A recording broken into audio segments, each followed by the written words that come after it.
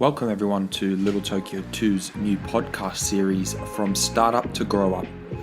We offer short, sharp 20-minute overviews and interviews of successful founders, as well as 40-minute extended founder interviews with successful people who have graduated from LT2. I'm your host, founder and CEO of LT2, Jock Fairweather.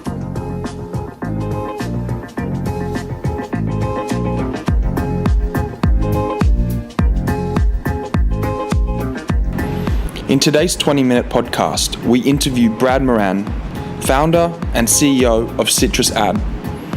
Citrus is a bidding platform for multi-brand e-commerce websites. He's had a meteoric rise over the last year, and we speak to him about what it takes to raise money off just a piece of paper and what it really takes to become a successful global SaaS company. Enjoy. Morning, Brad. How you doing? Yeah, good. Thank you.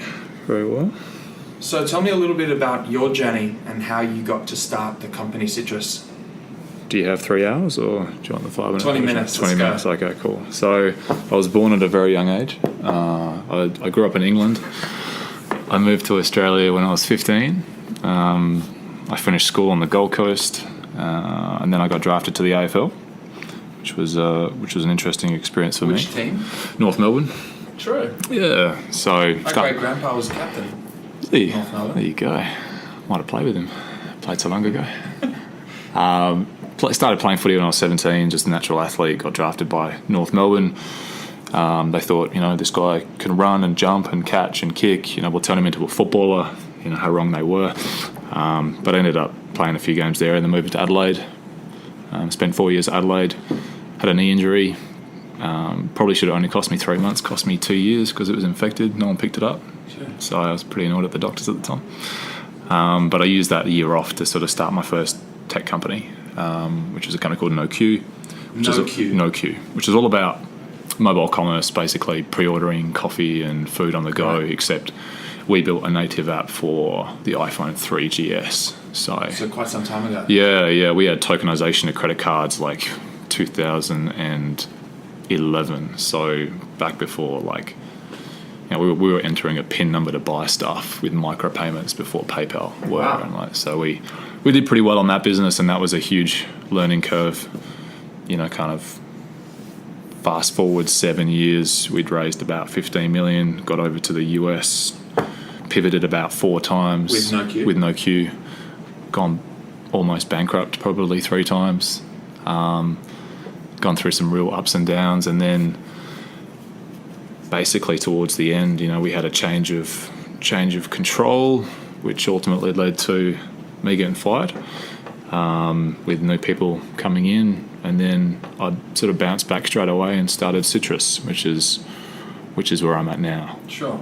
And with NoQ, was that your first sort of tech company or company just generally? It was my first job. Before that I was at school and then playing football. So, but like anyone with a bit of tenacity, there's not much you can't find out on Google. Yeah. And by asking people, and one thing that the football fraternity did help me with was connecting with people you're in of high places or of who knew a lot about business and how to grow a startup and that sort of stuff. So, I hounded people for months and months and months until they took me seriously. Pitching a mobile commerce application in 2010 as a footballer, asking for money with no credibility, background, experience, and being like 22, wasn't really taken seriously. So it was a challenge, but it took me probably 65 pitches before I got my first check. 65. About 65 pitches, and it was good though because everyone you got feedback from people, and they're like, okay, we don't like it because of this. Yes. And mostly it was due to credibility. They're like, yeah, okay. My first ever slide deck was showing someone the Apple and Google stocks, saying, look at this increase. Yes, we're going to be this. We're like, that's us right there, and we're jumping into this market. Awesome. And so for unsophisticated investors, you really had to kind of dumb it down, and say, literally go back to graphs and say, okay, this looks good. We're going to increase revenue by this much. Yes. And looking back on it, it just looks so silly. But That's often what it takes to get a startup off the ground. But people buy people. They listen to your story, they eyeball you, they basically go, do you have the metal to get this done? Yes. Is the concept valid? But the kinds of people that you're dealing with are guys that they'll go out tomorrow and they'll buy 100 grand's worth of Wagyu beef cattle. That's right. Or they'll go to the casino and put 50 grand on black. It's okay, do I put it on black or do I put it on this company? Yeah. They're the types of companies that you get, people that you get money from. At least if you put it on black, you either get double the money or no money, right there. Yeah. The pain is either quick and it's over nice and swiftly. Startups can be long. Particularly your first one, I was always tenacious and had enough. Everyone says, okay, what's it like to run a startup, or how do you start a startup? And it's like saying, how do you live life?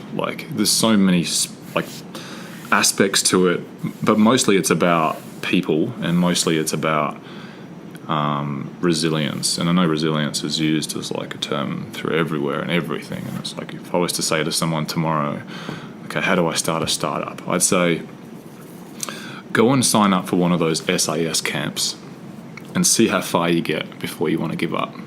And if and only if you can make it through the 4 days and you still want to do it after then you've got a small chance of making it. Yeah. And it's unfortunately what the startup world does to you is it lures you in with its prettiness and its t-shirts and software and cool computers and stuff like that. And then only Apple stocks. Correct. And then only 6 months in do you get your first punch to the guts and go, oh, that really hurt. 6 months in? Well, first. That's 6 days, but I was being generous. And then it's just a load of haymakers from there. So, it's most people... The difference between the companies that succeed and the companies that don't is all about the steel of the people who are in charge. And it sounds corny to say, it's how many times you get back up that determines whether you're successful or not, but it really is. Because every startup founder goes out there and thinks, I've created something unique. And they haven't. As much as we created something unique at NoQ and Citrus, the reality was 12 months later we saw 15 other companies that had done the same thing. Because there's so many people in the world now that somewhere, right. and if I can see a market opportunity, have done it 5 years before as well. Correct. And it's there are a few main things. I won't cover basic stuff for how to grow a startup, but timing is everything. The idea needs to be sound. What's an example of timing? Timing is basically, for instance, with NoQ, we had a terrific product, but the market just wasn't ready for us. We weren't really solving a problem, and that's one of the biggest differences between Citrus and NoQ is that Citrus solves a real problem for big retailers and big manufacturers. NoQ is a clever piece of software that was really cool, and it was like a gadget. It was like an idea that was really cool, right? And people saved 5 minutes ordering their coffee in the morning. That's not much, but it's not enough.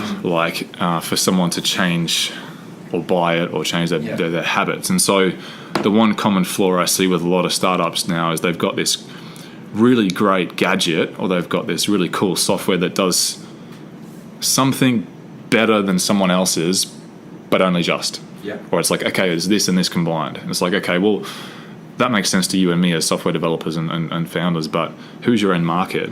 And what's their priorities right now? That's right. And have you looked at the economic environment that they're in? Have you looked at their business pressures? What is their biggest pressure at the moment as a business? And in retail, it's all about top line growth and making sure that people stay in business. So where we fit in at Citrus is we're providing a new avenue of revenue for these guys they didn't have before. So how are you doing that? So Citrus is similar to Google AdWords in its makeup. We allow people like Coke and Pepsi to bid in an auction for page space on the Woolworths website. So when you go to Woolworths or Coles.com, you'll see the top row. We allow brands to bid and compete to sit in the top row because very similar to Google, the top row represents more than half the clicks, and it's all about digital shelf space. You walk into any supermarket or any retail store. And the people that get the sales are often on the end of the aisles or they're on middle shelf and they pay an absolute premium to sit there. So what we're doing is we're taking that concept and making it digital, but doing it in a scalable way. Yeah. Like, so most retailers now would sell space through graphics or banners, but they need large teams to do that, and it's very static. You know, some retailers are pushing out $50 or $100 million a year by selling just graphics. But the problem is they only can deal with like the top 10% of manufacturers. Yeah. You know, the big guys. You know, where most of the money comes from is the tail.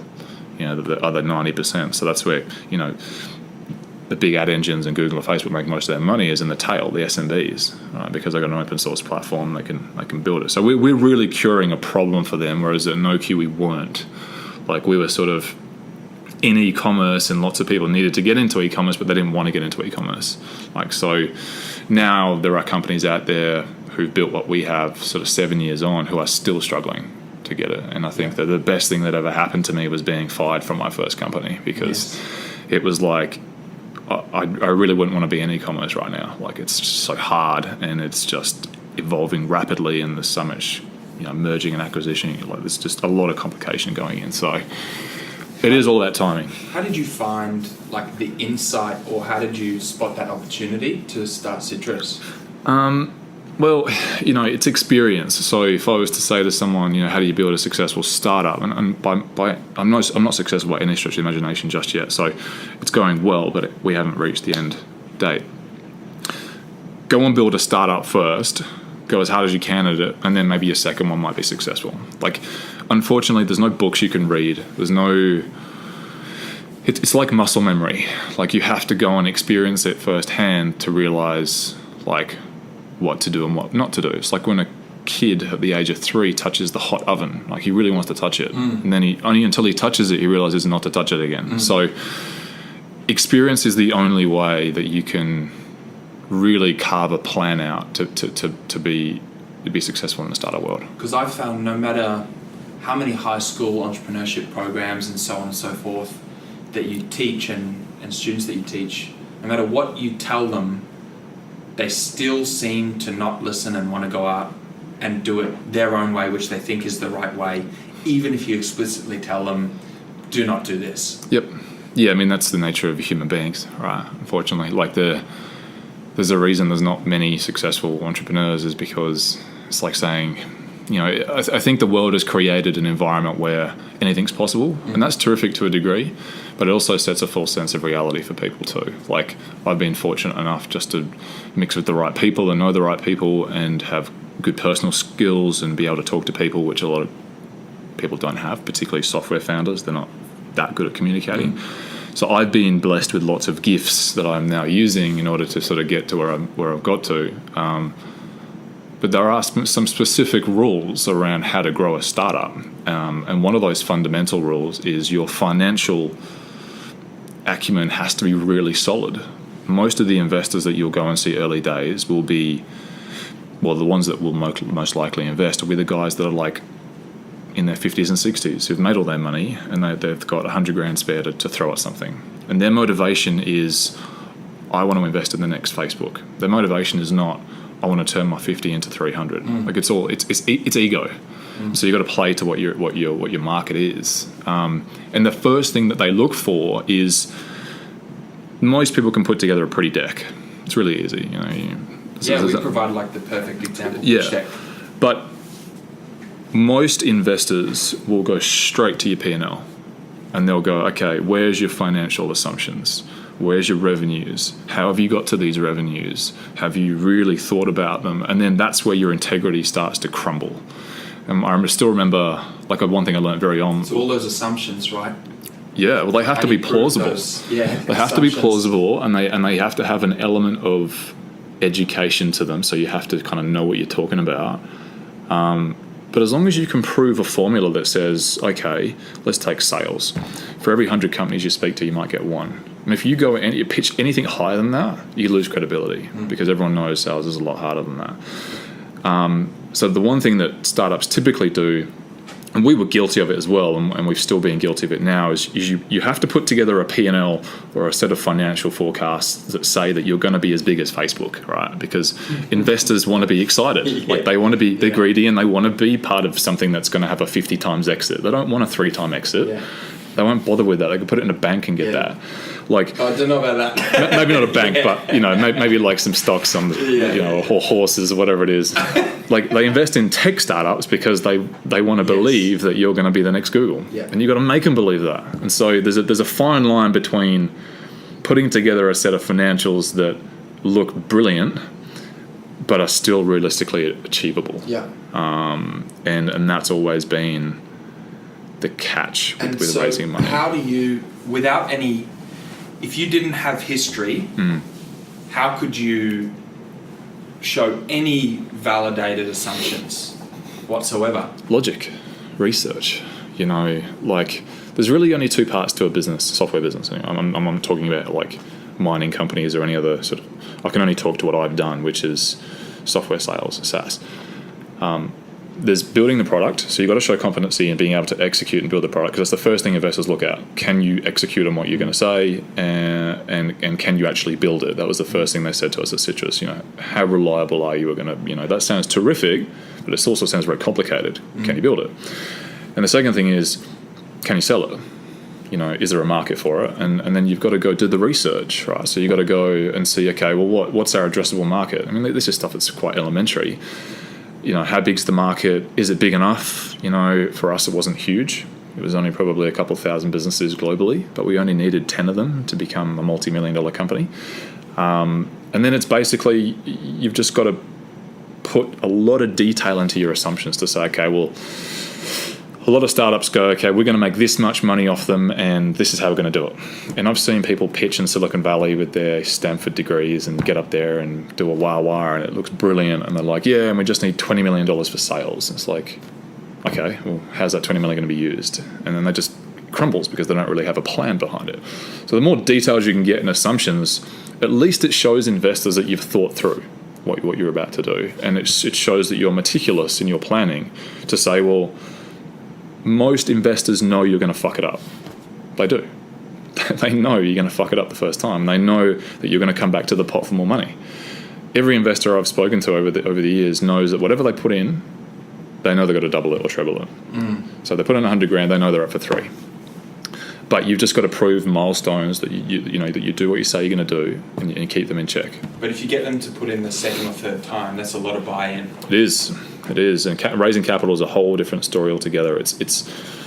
I like to try and put analogies into sort of pictures for people, because it's very easy to talk about a startup and how to grow one and all that sort of stuff, and what is it like to run a startup. And I always use the example of, this is not raising money. This is just being a startup founder.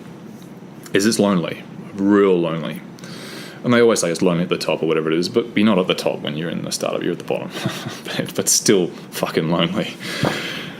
And it's like, if you've ever seen Lord of the Rings, the startup founder is like Frodo. So you've been given this opportunity to carry this ring of power all the way to Mordor, and it's going to take you 3 movies to get there. Right? You're not going to take the eagle and fly there straight away. You're going to walk there, right?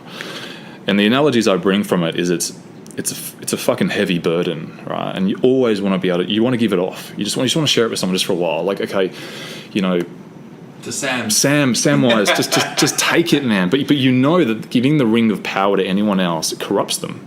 And it does. And part of the burden of being a founder is only you can walk that journey. And the problem is that so many people are not prepared to do that, and they don't want to do it. And they're not prepared for the 3 movies of crap to get through to get there. But you will have people along the way that will help you. You'll have your Gandalfs and you'll have your Samwise that's loyal and there. But even though they're there with you and they operate in the same environment, in the same office, and they go through the same things, they don't think what you think. They don't carry that demon like you do. And if you have investors, the demons get even bigger. It's like being, another analogy I was trying to give is like, it's like being at a poker table, right? So you get to the poker table, and you've got some big players around you and lots of different players, and then you put your own money in to start with, and you start bidding and you start gambling. But let's say that to be successful, you've got to make it through 100 hands, and you've got to still be on top in 100 hands. And let's say that you get to play the first 5 hands, free, and you're going all right. And then after 5 hands, you then do 5 rounds in the ring with Mike Tyson. You get punched to fuck, you get belted, you get a reality check. And then you got to sit down again and then start playing. You got to concentrate. You got to still keep a level head.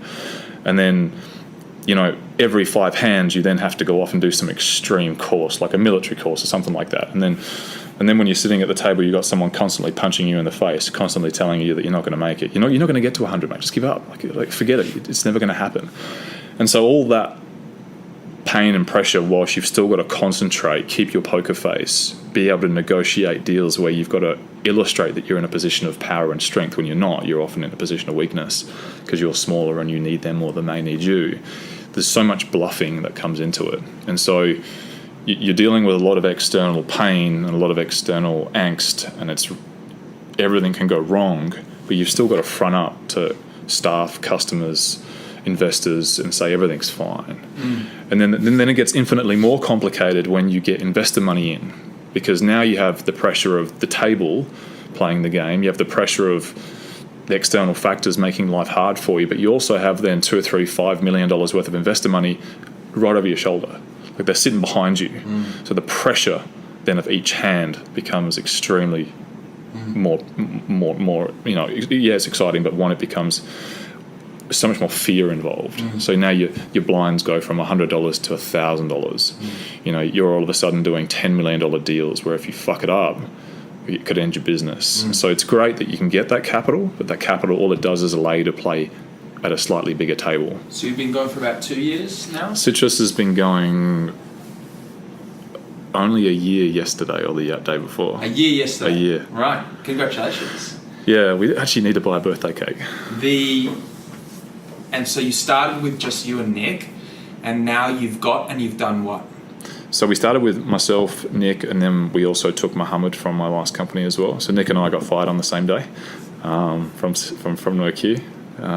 Mohammed was the tech lead, so we took him across, and then the three of us moved to Brisbane. So I moved from Adelaide to Brisbane, and then we found some really good guys through the LT2 connections. We found some brilliant developers through you guys, which really put us on the map. And then we're now at 22 heads, 12 devs, roughly 10 in sales. We're in the UK, the US, Mexico, Germany, obviously Australia, and we've done reasonably well so far. So it's unreal. Yeah, moved offices 4 times in that field. Man, we need some bigger offices. I reckon. So if there was one thing that you were going to tell a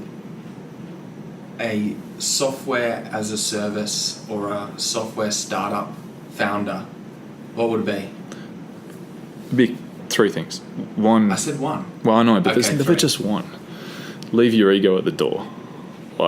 Be humble, because it's corny to say the people on the way up will help you on the way down. They will. You got to be humble. You got to be willing to learn. You know nothing. Let's assume you know absolutely fuck all, because you don't.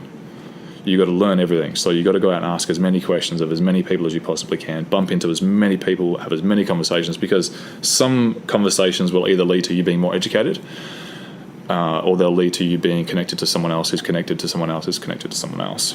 But the main thing really is ensure that you're prepared to do the distance. It's not a sprint, it's a marathon.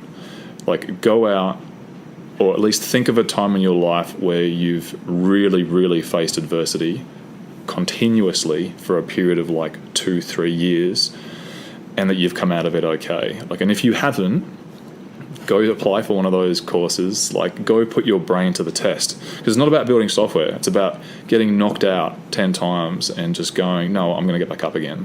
That's the difference. So unless you can do that, ideas are ideas. Everyone has ideas. Unless you've got the metal to do it, don't even bother. It sounds harsh, but so many people get into startups thinking it's just cut and code and sit behind a desk wearing a Facebook t-shirt, and it's just not.